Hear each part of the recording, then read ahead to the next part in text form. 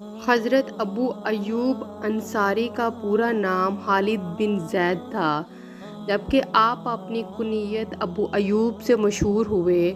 آپ مدینہ میں پیدا ہوئے۔ آپ کا تعلق خزرج قبیلہ کے خاندان نجار سے تھا اور آپ اس خاندان کے رئیس بھی تھے۔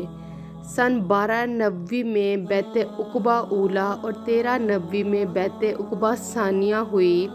بیعت عقبہ اولیٰ کے بعد حضرت مصعب بن عمیر نے جس جذبہ ایمانی اور پاکیزہ کردار کے ساتھ مدینہ جا کر دین اسلام کی تبلیغ کی، اس سے متاثر ہو کر کئی لوگ اسلام میں داخل ہوئے۔ ان میں سے ایک حضرت ابو ایوب انصاری بھی تھے۔ حضور صلی اللہ علیہ وآلہ وسلم نے جب ہجرت کی تو سارے انصار کی یہ خواہش تھی کہ وہ نبی کریم صلی اللہ علیہ وآلہ وسلم کے میزبان بنیں۔ اس دن اہل یثرب کی خوشی کی کوئی انتہا نہ تھی جب رحمت للعالمین صلی اللہ علیہ وآلہ وسلم کی سواری مدینہ میں داخل ہو رہی تھی۔ مرد تو مدینہ سے کئی میل باہر استقبال کے لیے کھڑے ہو گئے تھے۔ جوش و مسرت میں پردہ نشین خواتین بھی گھروں کی چھتوں پر نکل آئی تھیں۔ حضور اکرم صلی اللہ علیہ وآلہ وسلم انصار کے جس محلے سے گزرتے وہ آپ پر نچھاور ہو جاتے اور عرض کرتے کہ ہمارے گھر تشریف لے آئیں، ہمارا گھر حاضر ہے، جان حاضر ہے، مال حاضر ہے۔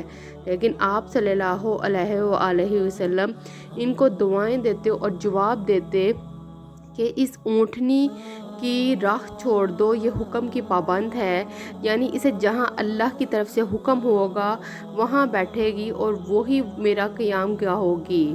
حضور صلی اللہ علیہ وآلہ وسلم نے قصوہ کی مہار چھوڑ رکھی تھی اور حکم الہی کے منتظر تھے۔ بالآخر قصوہ بنو نجار کے محلے میں ایک جگہ بیٹھ گئی، لیکن حضور صلی اللہ علیہ وآلہ وسلم اس پر سے نہ اترے۔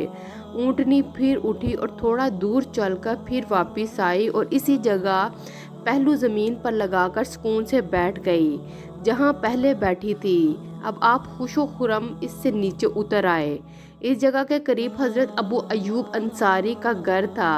ابو ایوب انصاری فرط مسرت سے بے خود ہو گئے اور دوڑ کر حضور صلی اللہ علیہ وآلہ وسلم کا پرتپاک خیر مقدم کیا۔ اتنے میں دوسرے لوگ بھی آ گئے۔ آپ حضور صلی اللہ علیہ وآلہ وسلم کسی کا دل نہیں دکھانا چاہتے تھے، اس لیے آپ صلی اللہ علیہ وآلہ وسلم نے فرمایا کوڑا ڈالو۔ کوڑا ڈالا گیا تو ابو ایوب انصاری کا نام نکلا۔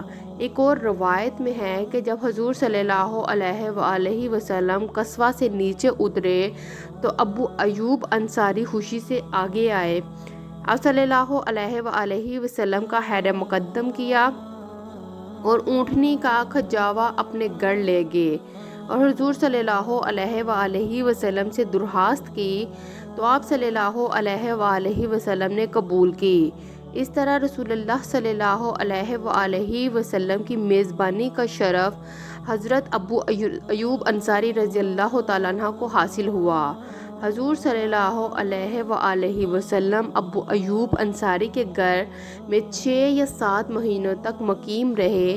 اسی دوران حضرت ابو ایوب انصاری کا جذبہ میزبانی اور عشق رسول صلی اللہ علیہ وآلہ وسلم قابل دید تھا۔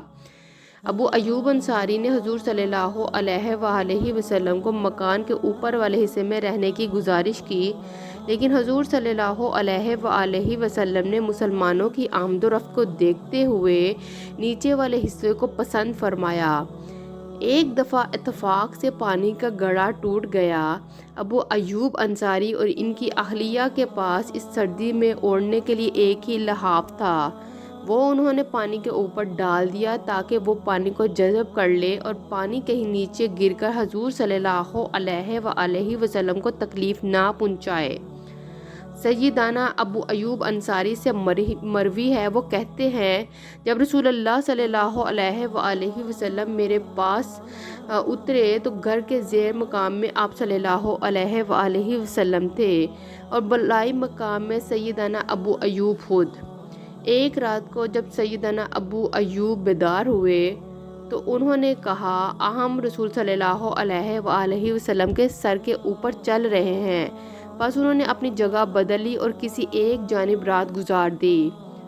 جب صبح ہوئی تو آپ صلی اللہ علیہ وآلہ وسلم کو یہ بات بتلائی گئی تو آپ صلی اللہ علیہ وآلہ وسلم نے فرمایا زیر میں منزل میرے لیے زیادہ سہولت امیز ہے، لیکن سیدنا ابو ایوب نے کہا میں اس میت پر نہیں چڑھوں گا جس کے نیچے اللہ کے رسول ہوں۔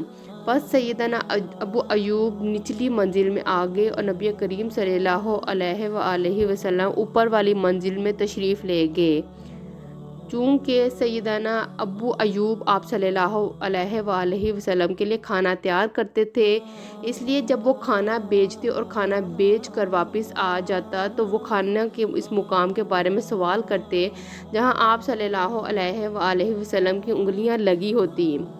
پھر وہ آپ صلی اللہ علیہ وآلہ وسلم کی انگلیوں کے نشان کو تلاش کرتے اور وہاں سے کھاتے۔ روٹین کے مطابق ایک دن ہم نے کھانا تیار کیا، اس میں لہسن بھی تھا، لیکن آپ صلی اللہ علیہ وآلہ وسلم نے کھائے بغیر وہ کھانا واپس بیچ دیا۔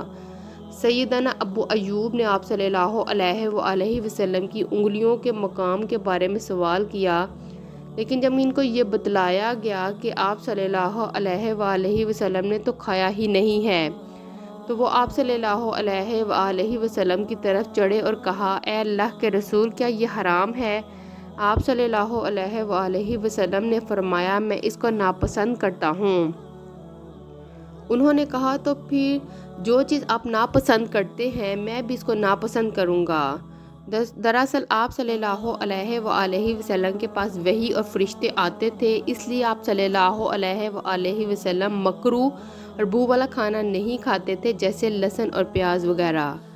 ایک دن حضرت ابو بکر رضی اللہ تعالیٰ عنہ اور عمر اور حضور صلی اللہ علیہ وآلہ وسلم کو شدت کی بھوک لگی تو یہ تینوں حضرات حضرت ابو ایوب انصاری کے مہمان وہ کھجور کی ایک لچھے دار شاخ توڑ لائے اور پھر بکری کا بچہ ذبح کر کے کھانا تیار کر کے مہمانوں کی خدمت میں رکھ دیا۔ تو آپ صلی اللہ علیہ وآلہ وسلم نے گوشت کا ایک ٹکڑا لیا اور اس کو ایک روٹی کے اندر رکھا اور فرمایا کہ اے ابو ایوب یہ بوٹی جلدی سے فاطمہ کو دے آؤ، اس کو کئی دنوں سے ایسی کوئی چیز میسر نہیں آئی۔ آپ صلی اللہ علیہ وآلہ وسلم نے دوسرے دن ابو ایوب انصاری کو اپنے پاس آنے کا کہا۔ جب وہ آئے تو انہیں ایک کنیز دی اور اچھا سلوک کرنے کا کہا۔ دونوں میاں بیوی نے مشورہ کیا کہ اس کے ساتھ کس طرح اچھا سلوک کر سکتے ہیں۔ پھر انہوں نے اس نصیحت پر اس طرح عمل کیا کہ اسے آزاد کر دیا۔ ایک موقع پر جب ابو ایوب انصاری نے ساری رات جا کر حضور صلی اللہ علیہ وآلہ وسلم کے خیمے کے باہر پہرا دیا تو حضور صلی اللہ علیہ وآلہ وسلم نے ان کے لیے دعا کی کہ اے اللہ ابو ایوب کی حفاظت فرما جس طرح اس نے میری حفاظت کی۔ اس طرح ایک مرتبہ حضور صلی اللہ علیہ وآلہ وسلم صفا مروہ کی سعی فرما رہے تھے کہ ریش مبارک سے ایک بال جڑ کر جدا ہو کر نیچے کی طرف آیا۔ آپ تیزی سے آگے بڑھے اور بال مبارک زمین تک پہنچنے سے پہلے ہی اسے اپنے ہاتھوں میں لے لیا۔ سرکار دو عالم صلی اللہ علیہ وآلہ وسلم نے آپ کو دعا دی اللہ تعالیٰ تم سے ہر ناپسندیدہ بات دور کر دے۔ آپ غزوہ بدر، احد، احزاب، بیعت رضوان، فتح مکہ غرض تمام غزوات میں شریک ہوئے اور خلفائے راشدین کے دور میں بھی جنگوں میں شرکت کرتے رہے۔ جب باغیوں نے حضرت عثمان کے گھر کا محاصرہ کیا تو حضرت علی کے کہنے پر آپ نے مسجد نبوی میں امامت کی۔ حضرت علی نے ان کو اپنے دور میں سے مدینہ کا گورنر بھی مقرر کیا۔ اللہ کے رسول صلی اللہ علیہ وآلہ وسلم کے عشق میں ڈوبے ہوئے اور جذبہ جہاد سے لبریز اس صحابی نے اپنی آخری سانسیں بھی اللہ کے راستے میں لی۔ جب حضرت امیر معاویہ کے بھیجے ہوئے لشکر میں آپ شریک ہوئے اس وقت آپ تقریباً 80 سال کے ہو چکے تھے۔ آپ کو قسطنطنیہ استنبول ترکیہ میں دفن کیا گیا۔ سلطان مخفات نے ان کی قبر مبارک پر مقبرہ تعمیر کرایا۔ ان کی قبر کے ساتھ ایک مسجد تعمیر کرائی گئی۔ اس جگہ عثمانی سلطنت کے حکمرانوں کی تاج پوشی کی جاتی ہے۔